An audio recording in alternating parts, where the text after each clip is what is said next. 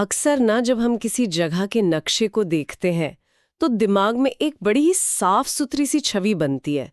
मतलब कागज पर एक लाइन खींची है, इस तरफ एक राज्य है और उस तरफ दूसरा। हाँ बिल्कुल। सब कुछ बड़ा ही सधा हुआ और शांत लगता है ना? ऐसा लगता है कि दुनिया को इन अलग अलग खानों में बांटना कितना आसान काम है। ये एक बहुत ही आम धारणा है।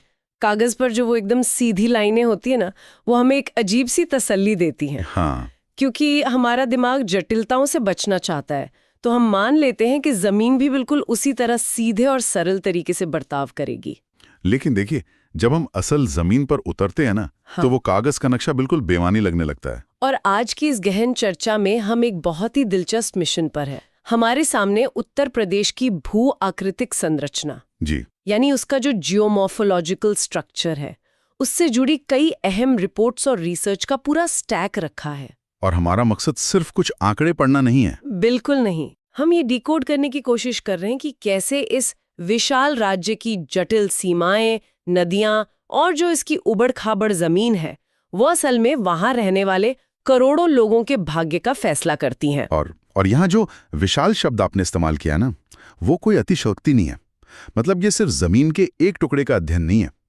जब हम उत्तर प्रदेश की बात करते हैं तो हम भारत के क्षेत्रफल के हिसाब से चौथे सबसे बड़े राज्य की बात कर रहे हैं, जिसका फैलाव अगर आप देखें तो पूर्व से पश्चिम तक 650 किलोमीटर है। अरे बाप रे! हाँ, और दक्षिण से उत्तर तक 240 किलोमीटर। और जो चीज इन स्रोतों में मुझे सबसे ज्यादा हैरान कर गई वो है यहाँ की आबादी। करीब 19 करोड़ 98 लाख से ज्यादा लोग। जनसंख्या के हिसाब से ये भारत का सबसे बड़ा राज्य है। एग्जैक्टली। और यही बात इस पूरी चर्चा को इतना महत्वपूर्ण बना देती है। देखिए, जब किसी जगह का जनसंख्या घनत्व 829 व्यक्ति प्रति वर्ग किलोमीटर होना, तो जमीन का हर एक इंच, हर एक ढलान और हर एक नदी का घुमाव सीधा असर डालता है। वो तय करता है कि किसान क्या बोएगा, घर कैसे बनेंगे और एक पूरे समाज का आर्थिक भविष्य कैसा होगा। चलिए इसे थोड़ा विस्तार से समझते हैं। सबसे पहले ना इस राज्य की सीमाओं के उस अद्भुत और जटिल जाल पर नजर डालते हैं। अगर हम उत्तर प्रदेश को भारत के नक्शे का एक हिस्सा माने, तो मुझे ये उस सेंट्रल पजल पीस की तरह लगता है जो भारत के अलग अलग कोनों को एक साथ जकड़ कर रखता है। ये पजल पीस वाली उपमा यहाँ बहुत सटीक बैठती है। अगर आप राजनीतिक रूप से देखें तो उत्तर प्रदेश की सीमाएं कुल 9 राज्यों और केंद्र शासित प्रदेशों को छूती हैं। 9 अलग अलग सीमाएं? हाँ, इसमें हिमाचल प्रदेश है, हरियाणा, राजस्थान, मध्य प्रदेश, छत्तीसगढ़, झारखंड, बिहार, उत्तराखंड और दिल्ली। बिल्कुल, केंद्र शासित प्रदेश दिल्ली शामिल है। मतलब भारत के किसी भी और राज्य के पास इतना बड़ा और विविध पड़ोस तो है ही नहीं। एकदम सही कह रही हैं आप। और इन सीमाओं में भी ना एक अजीब सी विषमता है। एक तरफ हिमाचल प्रदेश के साथ इसकी सीमा सबसे छोटी है, तो दूसरी तरफ मध्य प्रदेश के साथ ही सबसे लंबी सीमा साझा करता है। और बात सिर्फ देश के अंदर की नहीं है, यहाँ एक बहुत बड़ी अंतर्राष्ट्रीय सीमा भी है। हाँ, नेपाल के साथ उत्तर प्रदेश की 579 किलोमीटर लंबी सीमा जुड़ती है। महाराजगंज, सिद्धार्थनगर, बलरामपुर, श्रावस्ती, बहराइच, लखीमपुर और पीलीभीत, ये 7 जिले इस अंतर्राष्ट्रीय सीमा पर बैठे हैं। लेकिन जब हम इन 7 जिलों के बारे में थोड़ा गहराई से पढ़ते हैं तो एक बात साफ हो जाती है कि ये कोई लोहे की दीवार वाली सीमा नहीं है। बिल्कुल नहीं। ये तराई का वो इलाका है जहां जंगल, नदियां और संस्कृति, ये सब दोनों देशों के बीच बेरोक-टोक बहते हैं। ये तो एक साझा पारिस्थितिकी तंत्र है। इस पूरे भूभाग की ना यही सबसे बड़ी खासियत है। इंसान रेखाएं खींचता है, लेकिन जमीन उन रेखाओं को धुंधला कर देती है। और इसका सबसे बेहतरीन उदाहरण राज्य के कुछ खास जिले हैं। अरे हाँ, सहारनपुर जिले को ही ले लीजिए। नक्शे पे ये एक ऐसा बिंदु है जो ठीक 3 राज्यों की सीमाओं को छूता है। हरियाणा, हिमाचल प्रदेश और उत्तराखंड। बिल्कुल, लेकिन सहारनपुर से भी बड़ा अजूबा एक और जिला है। मुझे लगता है वो इस पूरी भू राजनीतिक पहेली का सबसे दिलचस्प हिस्सा है, सोनभद्र जिला। हाँ, सोनभद्र। ये पूरे भारत का एक मात्र ऐसा जिला है जो ठीक 4 अलग अलग राज्यों को छूता है, मध्य प्रदेश, छत्तीसगढ़, झारखंड और बिहार। मतलब एक ही जिला और 4 राज्य। देखिए, यहाँ जो सबसे आकर्षक बात है ना, वो ये है कि सोनभद्र का भूगोल उसे सिर्फ एक प्रशासनिक इकाई नहीं रहने देता। अगर हम इसे एक बड़े नजरिए से देखें तो एक ही जिले का इन 4 अलग अलग राज्यों से जुड़ना उसे एक अद्वितीय सांस्कृतिक और भौगोलिक चौराहा बना देता है। अच्छा। हाँ, यहाँ आपको विंध्य क्षेत्र की पुरानी संस्कृति मिलेगी, मध्य प्रदेश के पठारी जीवन की झलक मिलेगी और झारखंड या छत्तीसगढ़ के जनजातीय और खनिज बहुल परिदृश्य का प्रभाव भी दिखेगा। ये तो मानो 4 अलग अलग दुनियाओं का एक सिंगल ट्रांजिट हब है जिसे प्रकृति ने खुद डिजाइन किया है। एकदम सही। तो चलिए, प्रकृति के डिजाइन की बात चली है तो राजनीतिक सीमाओं से हटकर जरा प्राकृतिक सीमाओं की बात करते हैं। इंसान तो कागज पर लकीरें खींचकर सोनभद्र या सहारनपुर बना देता है, लेकिन प्रकृति अपनी सीमाएं खुद तय करती है। जैसे यमुना नदी। हाँ, जो हरियाणा और उत्तर प्रदेश के बीच की एक प्राकृतिक सीमा का काम करती है। हाँ, लेकिन यहाँ ना मेरे मन में एक उलझन है। कैसी उलझन? मतलब हम हमेशा मानते हैं कि नदियाँ अच्छी सीमाएं होती हैं, लेकिन क्या ये सच में इंसानों के लिए सुविधाजनक है? नदियां तो अपना स्वरूप बदलती रहती है ना। बारिश के मौसम में वो उफान पर होती हैं, उनका बहाव अपना रास्ता बदल लेता है। बिल्कुल। तो जो जमीन आज उत्तर प्रदेश में है, नदी के रास्ता बदलने पर कल वो हरियाणा का हिस्सा लग सकती है। क्या ये भौगोलिक जटिलता इंसानों के लिए एक तरह का एडमिनिस्ट्रेटिव नाइटमेयर या दुस्वप्न नहीं है? ये एक बहुत ही तार्किक और वाजिब सवाल है। अगर हम सिर्फ प्रशासन के नजरिए से देखें तो हाँ, नदियां बहुत चंचल होती हैं और सरदर्द पैदा करने वाली सीमाएं हैं। वो कोई पत्थर की लकीर नहीं है। लेकिन अगर हम एक कदम पीछे हटकर पूरे पारिस्थितिकी तंत्र को देखें तो समझ आएगा कि प्रकृति ऐसा क्यों करती है। नदियां सिर्फ जमीन का बंटवारा करने के लिए नहीं बहती।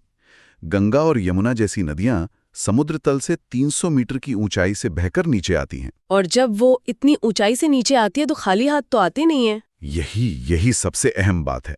वो अपने साथ पहाड़ों से काट कर लाई गई अत्यधिक उपजाऊ जलोढ़ मिट्टी लाती हैं, जिसे हम एल्यूवियम कहते हैं। Exactly, alluvium. जब कोई नदी अपना रास्ता बदलती है तो वो प्रशासनिक परेशानियां जरूर पैदा करती है, लेकिन उसी वक्त वो एक बहुत बड़े इलाके में इस नई ताजा जलोढ़ मिट्टी की परत भी बिछा रही होती है। अरे वाह! ये प्रकृति का अपना तरीका है उस जमीन को रिचार्ज करने का। इसी प्रक्रिया ने तो सदियों से इस पूरे मैदानी इलाके को जीवन दिया है। मतलब एक तरह का ट्रेड ऑफ है। थोड़ी प्रशासनिक अव्यवस्था सह लीजिए और बदले में ऐसी उपजाऊ जमीन लीजिए जो करोड़ों लोगों का पेट भर सके। एकदम सही। अब अगर हम सीमाओं से हटकर राज्य के अंदरूनी हिस्सों की बनावट पर आएं, तो ये जलोढ़ मिट्टी सिर्फ एक पहलू है। राज्य की ऊंचाई 300 मीटर से लेकर 5000 मीटर के बीच झूलती है। यहाँ ऐसे इलाके भी हैं जो बेहद उबड़ खाबड़ हैं। इस पूरे राज्य को मुख्य रूप से 3 भौगोलिक क्षेत्रों में बांटा गया है। पहला है गंगा का मैदान, दूसरा है भाबर तराई क्षेत्र और तीसरा है दक्षिण का पठार। और इन तीनों क्षेत्रों की अपनी अलग अलग पर्सनालिटी है जो वहां के जीवन को पूरी तरह से डिक्टेट करती है। चलिए शुरुआत करते हैं भाबर क्षेत्र से। यहाँ बात सच में दिलचस्प हो जाती है। इसके बारे में पढ़ते हुए मेरे दिमाग में एक बहुत ही अजीब सी तस्वीर बन रही थी। कैसी तस्वीर? मतलब शिवालिक की पहाड़ियों से जो नदियां तेज गति से नीचे उतरती हैं, वो अपने साथ बड़े बड़े कंकड़ पत्थर और बोल्डर लेकर आती हैं। फिर वो पहाड़ के नीचे 8 से 16 किलोमीटर चौड़ी एक पट्टी में पहुंचती हैं, जिसे भाबर कहते हैं। जी। अब जो बात मुझे सबसे ज्यादा हैरान कर गई वो ये है कि ये नदियां इन पत्थरों के बीच अचानक गायब हो जाती हैं। सतह पर कोई पानी नहीं दिखता। ये तो ऐसा लग रहा है जैसे पहाड़ के ठीक नीचे किसी ने एक विशाल स्पंज रख दिया हो जो सारी नदियों को सोख लेता है। ये विशाल स्पंज वाली उपमा यहाँ बहुत ही सटीक बैठती है। भाबर क्षेत्र की जमीन इतनी छिद्रपूर्ण या कह लें कि पोरस होती है कि पानी उन कंकड़ पत्थरों के नीचे से बहने लगता है। लेकिन ये पानी हमेशा के लिए गायब नहीं होता। इस स्पंज के ठीक आगे शुरू होता है तराई का इलाका, जो लगभग 15 से 30 किलोमीटर चौड़ा है। और यहीं पर वो सारा गायब हुआ पानी वापस सतह पर आ जाता है। हाँ, क्योंकि तराई में आते ही जमीन का ढलान कम हो जाता है और मिट्टी के कण बहुत बारीक हो जाते हैं, जैसे रेत, क्ले और सिल्ट। तो जो जमीन के नीचे बहने वाली नदियां हैं वो अचानक सतह पर फूट पड़ती हैं। अरे, तो ये इलाका तो हमेशा पानी से तरबतर रहता होगा। इसीलिए इसका नाम तराई है। इस भारी मात्रा में निकले पानी और समतल जमीन के कारण यहाँ दलदल, घने जंगल और ऊंची घास के मैदान बन जाते हैं। अच्छा। यही कारण है कि तराई क्षेत्र को अक्सर भारी बाढ़ का सामना भी करना पड़ता है। प्रकृति का ये मैकेनिज्म बहुत शक्तिशाली है। पहले भाभर में पानी छिपाना और फिर तराई में उसे पूरी ताकत से बाहर निकाल देना। ये तो एक अद्भुत प्राकृतिक इंजीनियरिंग है। लेकिन इस पानी भरे दलदली इलाके से अगर हम राज्य के तीसरे हिस्से की तरफ जाएं ना, तो एकदम उल्टा नजारा देखने को मिलता है। हाँ, हम बात कर रहे हैं दक्षिण के पठार की। हाँ, विंध्य रेंज और बुंदेलखंड बघेलखंड का पठार। ये इलाका तराई के बिल्कुल विपरीत है। इसकी औसत ऊंचाई लगभग 300 मीटर है और ये कठोर चट्टानों से बना है। तो जहां तराई में पानी ही पानी है, वहीं इस दक्षिणी पठार के इलाके में बारिश बहुत कम होती है और जमीन पथरीली है ना? बिल्कुल। इसीलिए यहाँ के लोगों और किसानों का संघर्ष बिल्कुल अलग स्तर का है। झांसी, बांदा, हमीरपुर और मिर्जापुर जैसे इलाकों में पानी रोकने की क्षमता जमीन में बहुत कम है। इसलिए यहाँ सूखी खेती या ड्राई फार्मिंग करनी पड़ती है। किसान ऐसी फसलें चुनते हैं जिन्हें कम पानी की जरूरत हो। ये एक ही राज्य के भीतर मौजूद भौगोलिक ध्रुवीकरण का सबसे बड़ा उदाहरण है। एक तरफ दलदल, दूसरी तरफ सूखी पथरीली जमीन। लेकिन देखिए, इन दोनों चरम स्थितियों के बीच में स्थित है वो क्षेत्र जो उत्तर प्रदेश की असली पहचान है। वो क्षेत्र जो राज्य के लगभग 3/4 हिस्से को कवर करता है। गंगा का मैदान। बिल्कुल। ये वो समतल और उपजाऊ जमीन है जिसे अक्सर दोआब कहा जाता है। दोआब मतलब दो नदियों के बीच का क्षेत्र। मतलब हम सुनते हैं कि ये पूरा मैदान एक ही जलोढ़ मिट्टी से बना है, ये पूरा समतल है। लेकिन जब हम इसके कृषि परिणामों को देखते हैं तो एक समान बिल्कुल नहीं है। इस विशाल मैदान को 3 उप क्षेत्रों में बांटा गया है: पश्चिमी क्षेत्र, मध्य क्षेत्र और पूर्वी क्षेत्र। और तीनों की कहानी एकदम अलग है। और यही वो जगह है जहां पता चलता है कि सिर्फ अच्छी मिट्टी होना काफी नहीं है। पानी का प्रबंधन और जमीन का ढलान कितनी बड़ी भूमिका निभाते हैं। हाँ, पश्चिमी क्षेत्र तो बहुत समृद्ध है। वहाँ नदियां हैं, नहरों का बेहतरीन जाल है, सिंचाई व्यवस्था बहुत विकसित है। बिल्कुल। लेकिन जब हम मध्य क्षेत्र में आते हैं तो वहाँ एक नई ही समस्या दिखती है। सिंचाई की अच्छी व्यवस्था होने के बावजूद वहाँ जल भराव यानी वाटर लॉगिंग की भारी समस्या है जी। और फिर आता है पूर्वी क्षेत्र, जिसमें 14 जिले शामिल हैं। ये क्षेत्र मुझे सबसे ज्यादा कंफ्यूज कर रहा है। अच्छा, क्यों? देखिए, पूर्वी क्षेत्र में हर साल भयंकर बाढ़ आती है। पानी इतनी बड़ी मात्रा में है कि तबाही मच जाती है, लेकिन फिर भी अपर्याप्त सिंचाई के कारण इसे अभाव या कमी वाला क्षेत्र यानी स्कैसिटी रीजन कहा जाता है। तो इस सब का क्या अर्थ है? अब कोई भी सोचेगा कि जहां बाढ़ आ रही है वहां पानी की कमी या अकाल कैसे हो सकता है? बाढ़ और अकाल एक ही जगह पर एक साथ कैसे हावी हो सकते हैं? ये एक बहुत बड़ा विरोधाभास है। ये एक महत्वपूर्ण सवाल खड़ा करता है। ये विरोधाभास दरअसल टोपोग्राफी के सबसे गहरे रहस्यों में से एक है।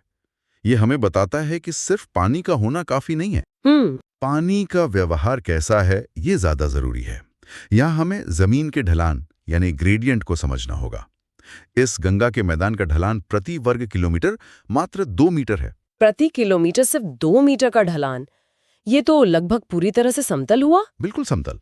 अब सोचिए, जब मानसून में भारी बारिश होती है या तराई से नदियां उफान पर होकर इस पूर्वी क्षेत्र में आती हैं, तो पानी तेजी से बहकर निकल नहीं पाता। अच्छा। ढलान न होने के कारण पानी चारों तरफ फैल जाता है और भयंकर बाढ़ का रूप ले लेता है। ठीक है, बाढ़ की बात तो समझ आ गई, लेकिन फिर ये कमी वाला क्षेत्र कैसे बन जाता है? क्योंकि ढलान कम होने के कारण ना मानसून के बाद वो पानी या तो भाप बन जाता है या नदियों का जल स्तर तेजी से गिर जाता है। और क्योंकि इस पूर्वी इलाके में पश्चिमी क्षेत्र की तरह सालों भर पानी को रोक कर रखने वाला या दूर तक पहुंचाने वाला सिंचाई का ढांचा पूरी तरह विकसित नहीं हो पाया है। ओके। इसलिए सर्दियों या गर्मियों में यहाँ पानी की भारी कमी हो जाती है। बाढ़ का पानी फसल बोने के काम नहीं आता, वो तो बस तबाही लाता है। जब असल में फसल बोने का समय आता है तब तक पानी गायब हो चुका होता है। ओह, तो मतलब मध्य क्षेत्र में जो जल भराव या वाटर लॉगिंग की समस्या है वो भी इसी समतल जमीन और 2 मीटर प्रति किलोमीटर वाले ढलान की वजह से है। एकदम सही। मध्य क्षेत्र में नदियां और नहरें तो बहुत हैं, पानी भी है, लेकिन पानी को निगलने का तेज रास्ता नहीं मिलता। जमीन के अंदर पानी रीसने की जगह कम हो जाती है, तो पानी खेतों में ही रुका रह जाता है और फसलें सड़ जाती हैं। ये सच में आंखें खोलने वाला है। मतलब ये साबित करता है कि एक ही उपजाऊ मैदान, एक ही तरह की मिट्टी, अलग अलग हिस्सों में सिर्फ मामूली से ढलान और जल प्रबंधन की वजह से कितने अलग अलग नतीजे दे सकती है। बिल्कुल। कहीं समृद्धि है, कहीं जल भराव है। तो कहीं बाढ़ और अकाल का अंतहीन चक्र है? यही कारण है कि हम शुरुआत में कह रहे थे कि भूगोल केवल पहाड़ों और नदियों के नाम याद करने का विषय नहीं है।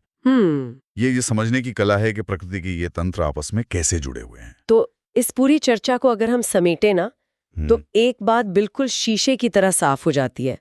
उत्तर प्रदेश का भाग्य उसके भूगोल द्वारा लिखा गया है जी। सहारनपुर और सोनभद्र जैसे जिले जो कई राज्यों की संस्कृतियों को एक साथ गूंथते हैं। यमुना जैसी नदियां जो सीमाओं के साथ साथ जीवनदायिनी जलोढ़ मिट्टी लाती हैं। भाभर का वो पत्थरों वाला विशाल स्पंज जो तराई के दलदलों को जन्म देता है। और विंध्य का वो सूखा पठार जो किसानों को हर बूंद के लिए संघर्ष करना सिखाता है। और अंत में गंगा के विशाल मैदान का वो अजीबोगरीब विरोधाभास जहां सिर्फ 2 मीटर का मामूली सा ढलान ये तय कर देता है कि पश्चिमी हिस्से का किसान समृद्ध होगा या पूर्वी हिस्से का किसान बाढ़ और सूखे के बीच झूलता रहेगा। एग्जैक्टली। ये सब कुछ आपस में एक अदृश्य धागे से जुड़ा हुआ है।